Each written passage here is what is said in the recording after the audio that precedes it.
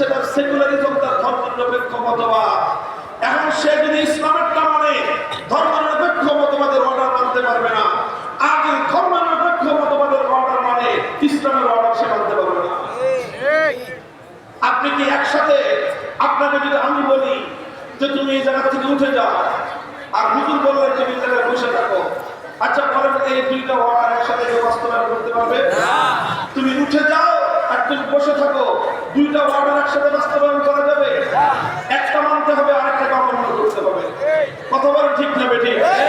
তাহলে একজন মুসলমান ধর্মনিরপেক্ষ মতবাদের অনুসারী হয় কিভাবে? কারণ সে যদি মুসলমান হয়ে থাকে তাহলে সে ইসলামের অর্ডার মানবে। ইসলামের অর্ডার মানলে তাকে রাষ্ট্র ধর্ম অনুযায়ী, ইসলাম অনুযায়ী চালাতে হবে, রাষ্ট্রকে ধর্মের আন্ডারে নিতে হবে। আর সে যদি ধর্মনিরপেক্ষ হয় তাহলে রাষ্ট্রকে ধর্ম থেকে আলাদা করতে হবে। কাজেই সে যে কোনো একটা মানতে পারবে, হয় ইসলাম মেনে রাষ্ট্রকে ধর্মের আন্ডারে চালাতে হবে, আর না হয় সেকুলারিজম ধর্মনিরপেক্ষ মতবাদ মেনে তাকে রাষ্ট্র থেকে ধর্মকে আলাদা করতে হবে। এই জন্যই আমরা বলি একজন মুসলমান একসঙ্গে ধর্মনিরপেক্ষ এবং মুসলমান থাকতে পারে না। একজন মুসলমান একই সময়ে ইসলাম এবং সেকুলারিজম অনুসরণ করতে পারে না। যদি ইসলামকে অনুসরণ করতে চায় সেকুলারিজমকে লাথি মারতে হবে, আর যদি সে সেকুলারিজমকে অনুসরণ করতে চায় ইসলামকে বর্জন করতে হবে। মুহতারাম হাজিরিন, বলবেন হুজুর এই কথাটা আওয়ামী লীগের নাম নিলেন কেন? আওয়ামী লীগের নাম এই জন্য নিলাম যে আমার এই বাংলাদেশে, আমাদের মুসলমানদের এই জনপদে এই ধর্মনিরপেক্ষ মতবাদ নামক এই অভিশাপ ছিল না। সর্বপ্রথম এই বাংলার মাটিতে এই অভিশাপ টেনে এনেছে আওয়ামী লীগ। এই দেশ কোনদিন এখানে ধর্মনিরপেক্ষ মতবাদের কোন সুযোগ ছিল না। এদেশটা ছিল মুসলমানের দেশ, এই দেশ ছিল নেসারা নীতিজীবীদের দেশ, এই দেশ ছিল হাজী শরীয়তুল্লাহর দেশ, এই দেশ ছিল ফকির মজলুসার দেশ, এই দেশ ছিল পীরজি হুজুরের দেশ, এই দেশ ছিল শামসুল হক ফরিদপুরের দেশ, এই দেশ ছিল হাফিজ হুজুরের দেশ। মুসলমানদের এই দেশে ইসলামের বিরুদ্ধে ধর্মনিরপেক্ষ মতবাদ দিয়ে এসে এই দেশটাকে ইসলামের থেকে দূরে সরানোর ক্ষেত্রে আওয়ামী লীগ ঐতিহাসিকভাবে ভূমিকা পালন করেছে।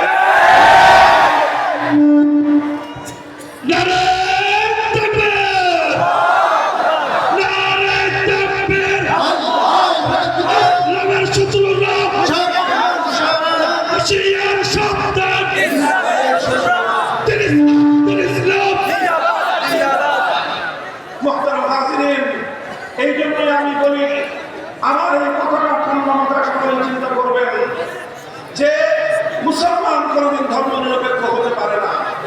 কারণ ধর্মনিরপেক্ষ মতবাদ অনুযায়ী রাজনীতি করতে গেলে তাকে যে কোনো একটা ছাড়তে হবে, হয় ইসলাম ছাড়তে হবে, না হয় সেকুলারিজম ছাড়তে হবে। এইভাবে দুই নৌকা একসাথে পা দিয়ে চলতে পারে না। বলবেন এই বিধায় চলতেছে এতদিন ধরে, 50 বছর ধরে আওয়ামী লীগ চলতো, তারা তো মুসলমানও আবার ধর্মনিরপেক্ষ, তারা চলতে ভাই চলছে দুই ভাবে, যে কোনো এক ভাবে। কয় ভাবে? দুই ভাবে, যে কোনো এক ভাবে। হয় তারা ধর্মনিরপেক্ষ মতবাদ বুঝে শুনে অনুসরণ করেছে, আর না হয় না বুঝে শুনে অনুসরণ করেছে। যদি কেউ ধর্মনিরপেক্ষ মতবাদ বুঝে শুনে অনুসরণ করেছে কেউ মুসলমান, স্পষ্ট কথা, ও বহু আগে বেঈমান হয়ে গেছে। পরিমাণ বলতে কিছু না। আল্লাহর কোরআনের অসংখ্য আয়াতকে অস্বীকার করেছে, ইসলামের অসংখ্য বিধানকে অস্বীকার করেছে।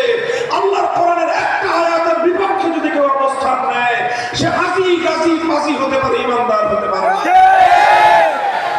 যদি বলেন যে হ্যাঁ বুঝে শুনে রাজনীতি করেছে, বুঝে শুনে সেকুলারিজম ধরেছে, বুঝে শুনে ধর্মনিরপেক্ষ মতবাদ অনুসরণ করেছে, তাহলে আমি পরিষ্কার ভাষায় বলবো ওর ঈমান বহু আগেই চলে গেছে।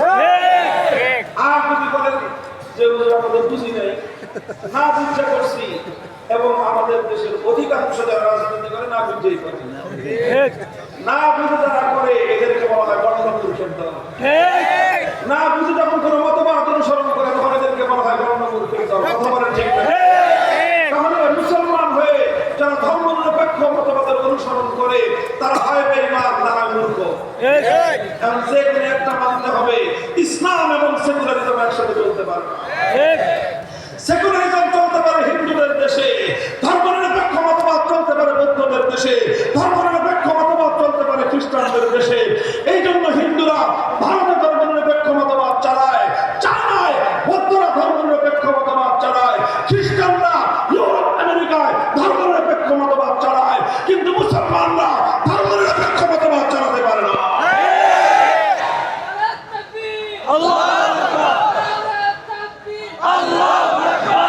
এতক্ষণ আমি বললাম ইসলামের দৃষ্টিকোণ থেকে, আল্লাহর কোরআনের আলোকে, যে কোরআনের আলোকে ইসলামের আলোকে মুসলমানরা ধর্মনিরপেক্ষ মতবাদী হতে পারে না। এই কথাগুলো বলতেছি আওয়ামী লীগের যারা রাজনীতি করেন, শুধু আওয়ামী লীগের নাম বারবার নিতেছি, সঙ্গে বিএনপির কথা একটু ভালো করে বলে দিই, শুনেন। দেখেন, আমরা আমাদের দায়িত্ব শুধু কারো সঙ্গে খামাখা বিরোধী জড়ানো নয়। আমরা যখন মাহফিলের মঞ্চে বসি দলীয় রাজনীতি করি না। আমি দলীয় রাজনীতি করাটাকে মাহফিলের মঞ্চে ঠিক মনে করি না। আমি আমার দলের কথা একবার বলি নাই, বলছি এই পর্যন্ত আমার দলের কথা আমি একবার বলি নাই। হ্যাঁ, আমি ইসলামের রাজনীতির আদর্শের কথা বলবোই। আমি দলীয় রাজনীতির কথা বলবো না, কিন্তু আল কোরআনের রাজনীতির কথা আমাকে বলতেই হবে। দলের রাজনীতির কথা বলবো না, কিন্তু ইসলামের রাজনীতির কথা আমাকে ইসলামের মঞ্চে বসে বলতেই হবে। তাফসীর করতে বসবো, আমাকে আল্লাহর কোরআনের ব্যক্তিগত জীবনের আদর্শ যেমন বলতে হবে, পারিবারিক নীতি যেমন বলতে হবে, ব্যবসায়িক নীতি যেমন বলতে হবে। আমি যদি আল্লাহর কোরআনের রাজনীতির কথা বলতে ভয় পাই, আল্লাহর কোরআনের তাফসীর করার কোনো অধিকার আমার না।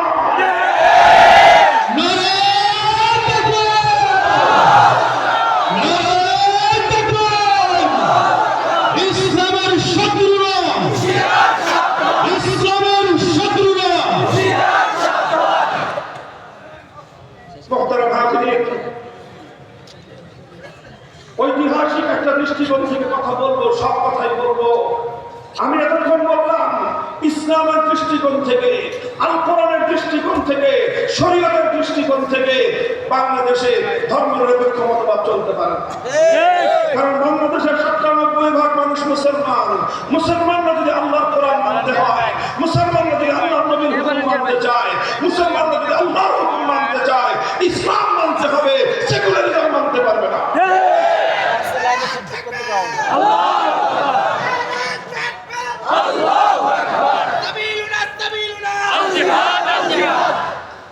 ঐতিহাসিক ভাবে বাংলাদেশ ঐতিহাসিক কারণে ধর্মনিরপেক্ষ হতে পারে না। বলবেন কেন? ঐতিহাসিক কি ভিত্তি আছে এই কথা? আমি বলবো ইতিহাসের ভিত্তি হলে, চলুন ইতিহাসের কিছু কথা আপনাদেরকে আমি শোনাই। ১৭৫৭ সাল আমাদের এই দেশটা দখল করে নেয় ইংরেজ বেনিয়ারা, ব্রিটিশ দখল করে ১৭৫৭ সালে। এরপরে ১৭৫৭ সাল থেকে ১৯৪৭ সাল পর্যন্ত ১৯০ বছর ব্রিটিশদের হাত থেকে দেশের মুক্তি এবং আজাদীকে উদ্ধার করার জন্য, দেশটাকে স্বাধীন করবার জন্য অনেক কাজ হয়েছে, অনেক লড়াই হয়েছে, অনেক যুদ্ধ হয়েছে, অনেক সংগ্রাম হয়েছে। ইতিহাস খুলে ১৮৩১ সালে বালাকোটের রণাঙ্গনে জিহাদ হয়েছে, শহীদ হয়েছেন সৈয়দ আহমদ রহমতুল্লাহ আলাইহি। বালাকোটের সেই আজাদী সংগ্রামে, স্বাধীনতার সেই যুদ্ধে ইতিহাস বলে আমাদের এই বাংলা অঞ্চল থেকে অসংখ্য মুজাহিদ এখান থেকে বালাকোট পর্যন্ত গিয়ে তারা ইংরেজদের বিরুদ্ধে সেই জিহাদে অংশগ্রহণ করেছিলেন। কিন্তু সৈয়দ আহমদ রহমতুল্লাহ আলাইহি শাহাদাত বরণ করলেন, অসংখ্য মুজাহিদ শাহাদাত বরণ করলেন, বিজয় পেলেন না, কিন্তু এক মুহূর্তের জন্য ব্রিটিশ বেনিয়াদের সামনে মাথা নত করেন না, পরাজিত হয়ে গেছেন। আবার তাদের দাসত্বের শৃঙ্খল জাতিকে আষ্টে পৃষ্ঠে জড়িয়ে ধরেছে। ১৮৩১ সালের পরে আবার ১৮৪৭ সালে, আবার ১৮৫৭ সালে, আবার ১৮৫৭ সালে শামিলি রণাঙ্গনে জিহাদ হয়েছে। মুসলমানরা ইসলামী রাষ্ট্র গঠন করেছেন। হাজী ইমদাদুল্লাহ মুহাজির মক্কি আমিরুল মুমিনিন হয়েছেন।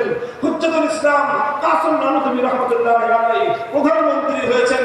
হাফেজ সামিন শহীদ প্রধান সেনাপতি হয়েছেন রশিদ আহমদ গঙ্গুহি, প্রধান বিচারপতি হয়ে ইসলামী রাষ্ট্র গঠন করে ব্রিটিশকে তারা তাদের এলাকা থেকে অবঞ্চিত ঘোষণা করে দিয়েছিলেন।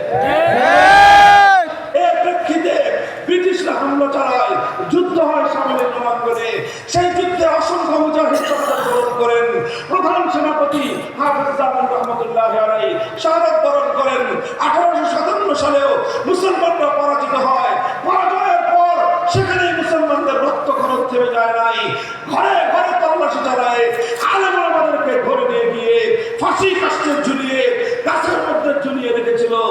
ইংরেজ ঐতিহাসিকরা লিখেছে খাইবার থেকে দিল্লি পর্যন্ত 16 মাইল পথের রাস্তার দুপাশে হাজার হাজার গাছ, একটা গাছ তেমন খুঁজে পাওয়া যায় নাই। 1857 সালের পরে যে গাছের মধ্যে কোন আলেমকে ফাঁসি দিয়ে ঝুলিয়ে রাখা হয়েছে। অসংখ্য আলেমকে জ্বলন্ত আগুনে পুড়িয়ে হত্যা করা হয়েছে।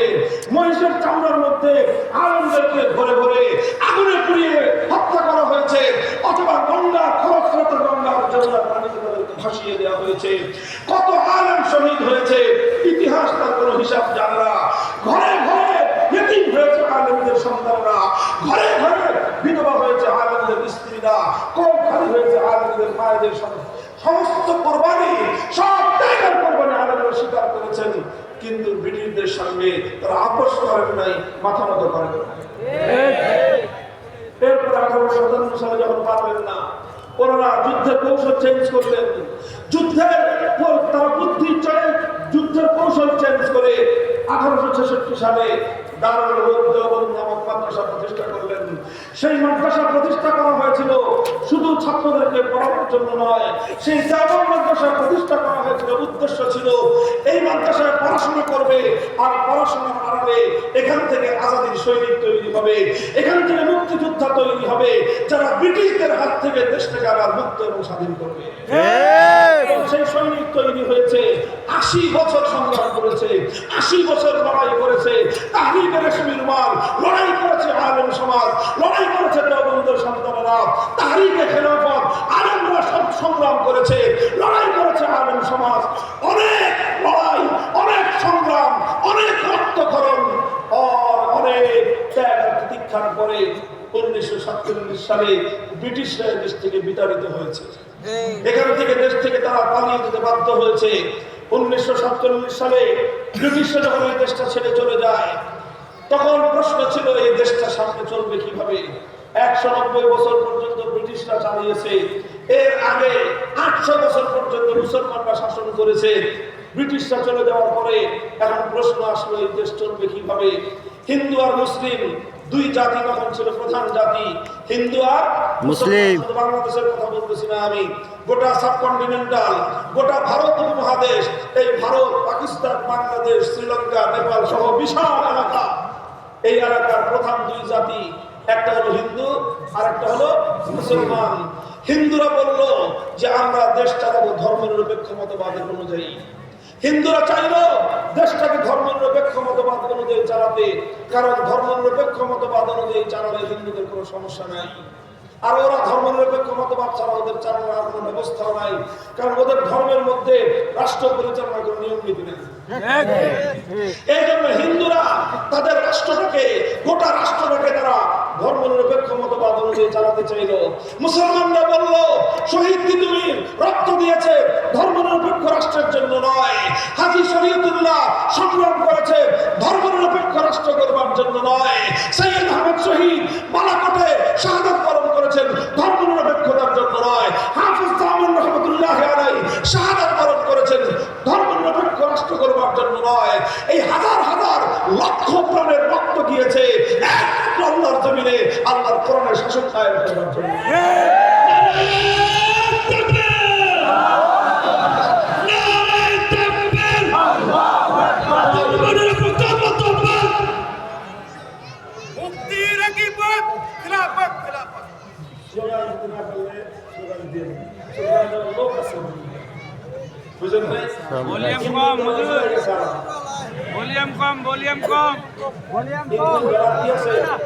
বাড়ায় না খা সারা জীবন আপনার দুর্বল পালছেন এ ওই বিলাইয়ের সামনে ইন্দুর ধরে দিলে ইন্দুর মারতে পারবে না। ওই ইন্দুর দেখলে বিলাই দৌড়ায়। বলে আপনারা মিছিল করেন না, মিটিং করেন না, সংগ্রাম করেন না, কিছু করেন না, মাহফিলে এখানে স্লোগান দেন। দুধ খাওয়া বিলাই। আমরাও তো এরকম এ সান বেড়াও মিছিল করতেন, মিটিং করতেন, বাতিলের মোকাবেলা সবসময় রাজপথে থাকতেন, জেল জুলুম ভুলিয়ে বরদাস্ত করতেন, তাহলে দেখতেন স্লোগান কেমনে বের হয়। মোহতারাম হাজিরিন, এইগুলো শিখার জিনিস। এটা কি জিনিস? শিখার জিনিস। এই যত মানুষ আছে ইসলামী রাজনীতি করবেন, ইসলামের রাষ্ট্র, ইসলামের জন্য আল্লাহর জমিনে ইসলামের রাষ্ট্র প্রতিষ্ঠার জন্য সংগ্রাম করবেন। ওলামায়ে কেরাম যখন মিছিলের ডাক দেয়, মিছিলে যাবেন, স্লোগান তুলবেন, আল্লাহু আকবারের ধ্বনিতে আকাশ বাতাস মুখরিত করে তুলতে হবে।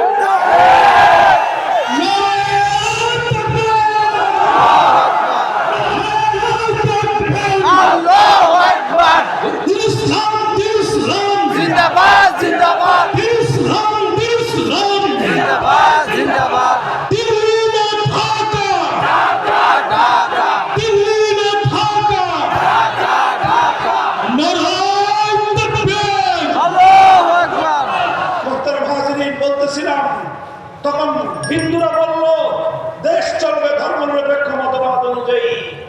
সংখ্যাগরিষ্ঠ মুসলমানরা বলল যে না, আমরা রক্ত দিয়েছি সাগর পরিমাণ, আমাদের অজস্র প্রাণ গিয়েছে, অসংখ্য মানুষ আমাদের শাহাদাত পালন করেছে, আর আমরা রক্তের স্রোত পেয়ে এই দেশের স্বাধীনতার সূর্য ছিনিয়ে এনেছে। ধর্মনিরপেক্ষ রাষ্ট্র গড়বার জন্য নয়। আমাদের কিসের জন্য? মুসলমানরা বলল আমরা এমন একটা দেশ চাই, এমন একটা মানচিত্র চাই, এমন একটা ভূখণ্ড চাই, যে ভূখণ্ডে আইন চলবে কার? যে ভূখণ্ডে আইন চলবে আল্লাহর, সংবিধান হবে আল কোরআনে। এখন হিন্দুরা একটা চায়, মুসলমানরা আরেকটা চায়। কি করা যায়, কি করা যায়, কোনোভাবে মীমাংসা হলো না। শেষ পর্যন্ত দেশটা ভাগ হলো। শেষ পর্যন্ত দেশটা কি হলো? ভাগ হলো দুই ভাগ। হিন্দুদেরকে বড় ভাগটা দিল, বলল যে নে, দিলাম তোদেরকে, কারণ তোরা আমাদের কাছের মানুষ। মুসলমানরা খ্রিস্টানদের সঙ্গে, পশ্চিমাদের সঙ্গে মুসলমানদের কোনোদিন ভালো সম্পর্ক ছিল না। এই জন্য তারা মুসলমানদেরকে ঠকাইলো, দেশটা ভাগ করলো। এক ভাগ দিল ধর্মনিরপেক্ষতাবাদী ভারতকে, এক ভাগ দিল ধর্মনিরপেক্ষতাবাদী হিন্দুদেরকে, আরেক ভাগ দিল মুসলমানদেরকে। মুসলমানরা ভাগে ঠকলো, জায়গা কম পাইলো, দেশ ছোট পাইলো, সব কিছু হলো। মুসলমানরা আরো বেশি বঞ্চনার শিকার হলো। দেখেন, আপনারা বাংলাদেশের মানচিত্র দেখবেন, লক্ষ্য করে বাংলাদেশের কি দেখবেন? মানচিত্র মানচিত্র বুঝেন? বাংলাদেশের মানচিত্র দেখলে দেখবেন আলাদা আলাদা খালি ঠিক আলাদা খালি বুঝেন না? বাকি পাশেই দেবে না। এই যে আলাদা খালদা আমাদের মানচিত্রের কারণটা কি জানেন? এর কারণটা হলো যখন 47 সালে ব্রিটিশরা দেশটা ভাগ করেছিল, হিন্দু আর মুসলমানদের জন্য দেশটা ভাগ করার সময় যখনই দেখছি যে কোনো একটা ভালো জায়গা, হয়তো এখানে খনিজ সম্পদ আছে, অথবা এখানে পাথর আছে, অথবা এখানে পাহাড় আছে, অথবা এখানে দার্জিলিং আছে, এখানে গুরুত্বপূর্ণ নদী আছে, সবগুলো ওই পারে হারাইছে। এইভাবে এই জন্য আমাদের মানচিত্রের মধ্যে আপনারা দেখা যাচ্ছে। আমরা সব মেনে নিয়েছি, ভাগ করার সময় অর্ধেক আমরা পাওয়ার কথা, কিন্তু আমাদেরকে দেওয়া হয়েছে 3 ভাগের 1 ভাগ, 3 ভাগের 1 ভাগের 4 ভাগের 1 ভাগ, 3 ভাগ দেওয়া হয়েছে ভারতকে, ধর্মনিরপেক্ষতাবাদী হিন্দুদেরকে। আমরা সমস্ত জুলুম, সমস্ত বৈষম্য মেনে নিয়েছি, শুধু একটা স্বপ্ন নিয়ে, একটা আকাঙ্ক্ষা নিয়ে, একটা চেতনা নিয়ে দেশ ছোট হতে পারে, অর্থনৈতিকভাবে আমরা দরিদ্র থাকতে পারি, গরিব থাকতে পারি, হয়তো আমরা 3 বেলা খেতে পারবো না, 3 বেলা না পারলে 2 বেলা খাবো, 2 বেলা না পারলে 1 বেলা খাবো, 1 বেলা খেতে না পারলে পেটে পাথর বাঁধবো। কিন্তু আমরা এমন একটা দেশ চাই, এমন একটা মানচিত্র চাই, যেই দেশে, যেই মানচিত্রে আইন চলবে না।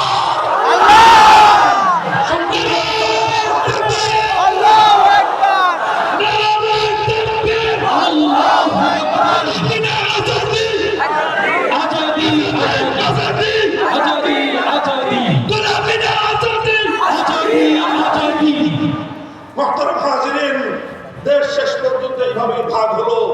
কথা ছিল হিন্দুরা তাদের দেশ ধর্মনিরপেক্ষ মতবাদ হবে। আর মুসলমানরা যে ভূখণ্ড পেয়েছে, জাতির সঙ্গে ওয়াদা করা হয়েছিল, জাতির সঙ্গে প্রতিশ্রুতি দেওয়া হয়েছিল, জাতির সঙ্গে অঙ্গীকার করা হয়েছিল, এই দেশে আইন চলবে আল্লাহর, সংবিধান হবে কোরআনের, এই দেশে হুকুমত হবে ইসলামী হুকুমত।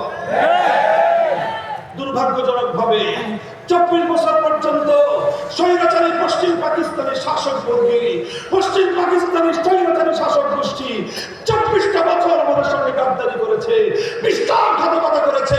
আল কোরআনের রাজ কায়েম করবার কথা বলে, ইসলামী হুকুমত কায়েম করার কথা বলে, ব্রিটিশের গোলামি করে পশ্চিম পাকিস্তানের শাসক গোষ্ঠী আল্লাহর সঙ্গে, ইসলামের সঙ্গে, আল্লাহর কোরআনের সঙ্গে গাদ্দারির বিশ্বাসঘাতকতা করেছে।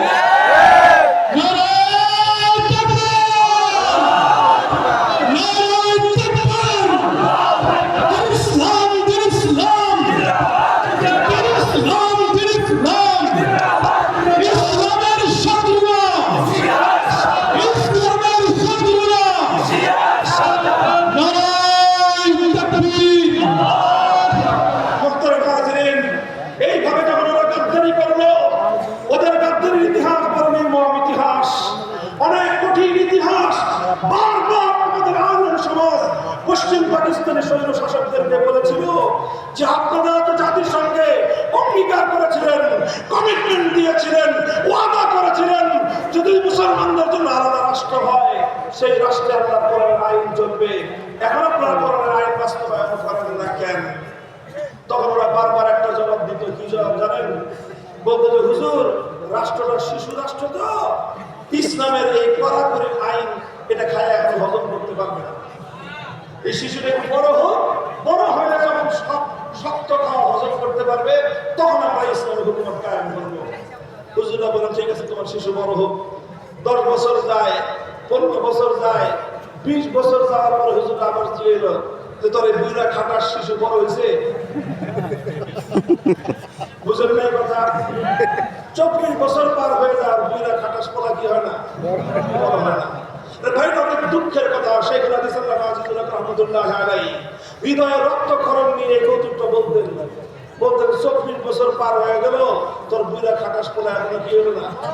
বড়। আচ্ছা বলেন তো, 24 বছরের পরে শিশু কয়? আরে 24 বছরের পরে শিশু বলে? তো 24 বছরে যদি শিশু হয়, জুয়ান হবে কবে? আরে 24 বছরের পাগলা ছেলে তো যুবক হবে, আর সে তো আবু সাইদের মতো জাতিবাদের মোকাবেলায় বুলেটের সামনে মুখটা টান দিয়ে দাঁড়িয়ে যাবে।